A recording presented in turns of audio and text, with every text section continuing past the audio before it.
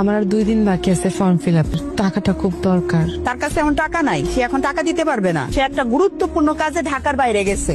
টাকা না দিয়ে চলে গেছে? আমার যে টাকাটা খুব দরকার, এত কষ্ট করে পড়াশোনা করছি, এখন যদি ফর্ম ফিল আপটা না করতে পারি তাহলে তো আমি পরীক্ষাও দিতে পারবো না। তুমি কি খালি আমাকে বাড়িতে প্রাইভেট পড়াও? আরো প্রাইভেট পড়াও না? হ্যাঁ, কাছ থেকে টাকাটা লয়ে ফর্ম ফিল আপ করো। কি বললা? রূপা পরীক্ষা দিতে পারবে না মানে সমস্যা কি? গরিবের সমস্যা কি শেষ হচ্ছে ম্যাডাম? বেতন যা পাই তাদের কোন রকম টাইলে সংসারটা চলে। ফর্ম ফিল আপ করাবো কিভাবে? তাই কোন টাকার জন্য ফর্ম ফিল আপ করতে পারবে না? তাহলে এতদিন আমি ওকে সাহায্য করলাম কেন? হ্যাঁ, তুমি আমাকে বলো না কেন যে টাকার দরকার? আর কত চাও ম্যাডাম কোন? অনেক তো চাইছি আপনার কাছে, অনেক কিছু করছে না।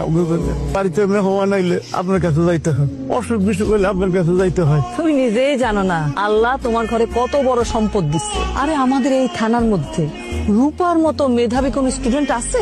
আর সেই মেয়েটার জীবন তুমি নষ্ট করে দিতে চাইছিলে। এখানে 1000-5 টাকা আছে, এটা রাখো, কালকে কিন্তু ফর্ম ফিল আপ করে ফেলতে বলবা। তোর মনটা খারাপ? গরিব মানুষের আবার মন খারাপ হয় নাকি? সবাই যদি পড়াশোনা করে তাহলে মানুষের বাড়ি কাজ করবে কে? তুই কোনো চিন্তা করিস না মা, তোর ফর্ম ফিল আপের জন্য টাকা দিছে, আরো কইছে তোর ভালো করে পড়াশোনা করতে। আব্বা, তুমি তার কাছে আবার কেন টাকা চাইতে গেলা? একটা মানুষের কত দিবে? আমার জোর করে টাকাটা দিল।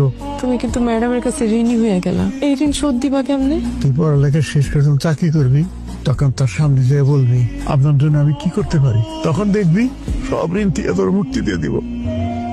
সারাক্ষণ দেখতে ইচ্ছা করে। আমারও তো চাই সারাক্ষণ তোমার সাথে থাকতে। তুমি দপ্তরি মাইয়া হইয়া একটা হেডমাস্টার নিয়ে পোলার পিছনে এই বাইকে চড়তা চোখের লিখা, হ্যাঁ? আরে সবার সবকিছু করা ঠিক না। আর এই যে উপরের দিকে উঠার চেষ্টা করতেছো না, দেখো দাপ কইরা এই স্বপ্ন একদিন ভাঙিয়ে দেবো। মেম্বার কাকা, আপনি রূপারি নিয়ে কি আজে বাজে কথা বলতেছেন? বয়স কম তো, সেই জন্যই তুমি আমার কথা বুঝতে পারো নাই। লালটা না নীলটা? It's fantastic biscuit. আরে মেম্বার কাকা ঠিকই বলছে, দপ্তরের মেয়ে সবকিছু মানায় না। দেখো, তুমি যদি না আসতা আমার কি এতগুলো কথা শুনতে হইতো?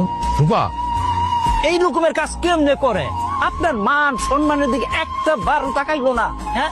আরে দেশে এত মায়া থাকতে তুই কেন ওই দপ্তরি মেয়ের সাথে প্রেম ভালোবাসা করো? কিভাবে মুখ দেখাবো আমি সমাজে?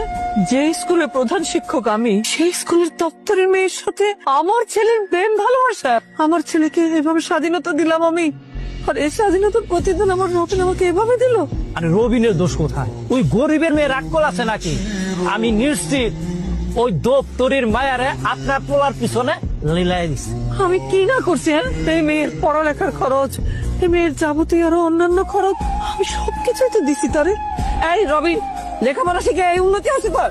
যে স্কুলের আমি প্রধান শিক্ষক, সেই স্কুলের এই দপ্তরের মেয়ের সাথে তুই মুখ দেখাবো কি করে সমাজে? কেমন জানি তোমাদের শিক্ষা। তুমি তো আমারে বহুবার বলছো রূপা খুব মেধাবী মেয়ে, তোমার পরে তোমার স্কুলের হেড টিচার হবে ও, ওর মতো মেয়ে খুঁজে পাওয়া খুব কষ্ট।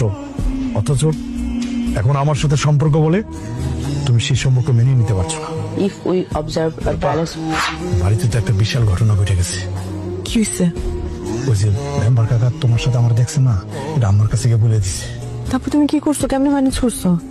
আম্মা আমার জিজ্ঞেস করছে তোমার সাথে আমার সম্পর্ক কি, আমি তো সত্য বলে দিছি যে তোমার সাথে আমার সম্পর্ক আছে। আমি তো জানতাম কাকে জানলেই রাগ করবে, আর আমি তোমার আগে থেকেই সাবধান করছি, তুমি তো শোনো না। তুমি এখন কেন বলতে গেছো কাকের এই কথা? আমি কি করতাম বিশ্বাস করো, মানে আমি না বলে তো থাকতে পারি না। আমি কি মিথ্যা বলতাম? তুমি মিথ্যা কথা বললে কি এমন হয়তো? এত রাতে তুমি আমার বাড়িতে? বাইরে। আর আমি যা সন্দেহ করছিলাম শেষ পর্যন্ত তুই তাই করলি? কাকা বিশ্বাস করেন রূপার এই জায়গায় কোনো দোষ নাই। এখানে দোষের কথা বলতেছি না বাবা, আমি এখানে বুঝাইতে চাইতেছি তোমাদের অবস্থান আমাদের অবস্থানে এক না। আব্বা, তেমন কিছু না। তুমি কি আমার পছন্দ করো না? দেখো বাবা, তোমার মা যে সাহায্য সহযোগিতা রূপারে করছে বা আমাকেও করছে, তার প্রতিদান হিসেবে তো তার সম্মান নষ্ট করতে পারি না।